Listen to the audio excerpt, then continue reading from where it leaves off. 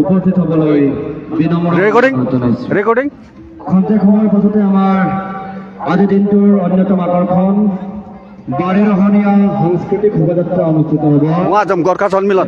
हजुर दर्शकबिन अखिल आसाम गोर्खा छात्रसँग यहाँ पदवी यहाँ विभिन्न एनसीआरसीको यहाँ शोभायात्राको यहाँ आउनु शोभायात्राको लागि यहाँ आइरहेछ।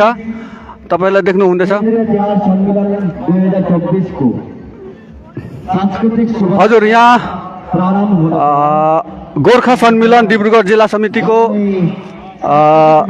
लाल कुमार तामाङ हामी बिच उपस्थित हुनुहुन्छ र उहाँबाट नै हामी सौदा सम्पर्क गर्न चाहन्छौँ। यहाँ दर्शक पनि हुनुहुन्छ सौदामा। पहिला यहाँ मोहनज्यू हुनुहुन्छ र सर हामी सौदा प्रसारणमा छौँ। तपाईँ यस अनुसारमा अनुभव कस्तो लाग्यो? बहुत राम्रो लागेको छ।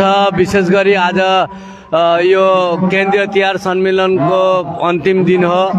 अरू अखिल असम गोर्खा छात्र संस्था डिब्रुगढ जिल्ला समितिको र डिब्रुगढ जिल्ला नारी परिषदको नेतृत्वमा डिब्रुगढ शहरको माझमध्यमा भएको केन्द्रीय तिहार सम्मेलनले एउटा वार्ता प्रेरण गरेको छ जे असममा बस्ने प्राय हाम्रा 30 लाख गोर्खाहरूको हित र हकको लागि आज विभिन्न जातीय सङ्गठनले आज हाम्रो जातीय साहित्य संस्कृति र शैक्षिक दिशमा जातिलाई आग बढाएर लिएर जानका निम्ति धेरै काम गरिरहेको छ र आज यस तिहार सम्मेलनले पनि एउटा महसुस एउटा माने एउटा वार्ता प्रेरण गर्न जाँदैछ जे असममा बसोबास डिब्रुगढ जिल्लामा बसोबास गर्ने प्राय 80,000 गोर्खाहरूले पनि इच्छा गर्दाखेरि आज हाम्रो डिब्रुगढ जस्तो शहरमा पनि आज यस्तो खालको एउटा भव्य कार्यसूची गर्न सक्ने हामीमा सामर्थ्य छ भन्ने एउटा माने यो वस्तुको एउटा प्रमाण देखाउँदैछ र यस जुन भव्य कार्यसूचीमा आजको जुन आज अन्तिम दिनको अहिले पहिलो कार्यसूची छ तपाईको शोभायात्राको कार्यसूची। यस कार्यसूचीमा हामी चाहन्छौँ हाम्रा सबै दाजुभाइ दिदीबहिनीहरूले कार्यसूचीमा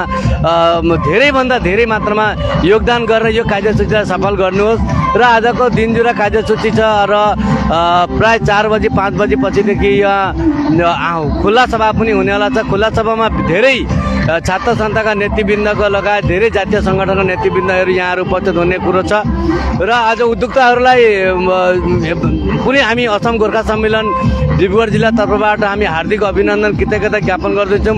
उहाँहरूले आज महिना दिनदेखि धेरै कष्ट गरेर यो कार्यसूचीलाई साफल्यमण्डित गरी तुल्याउनु भयो र यसको लागि हामी पुनः धन्यवाद ज्ञापन गर्दैछौँ।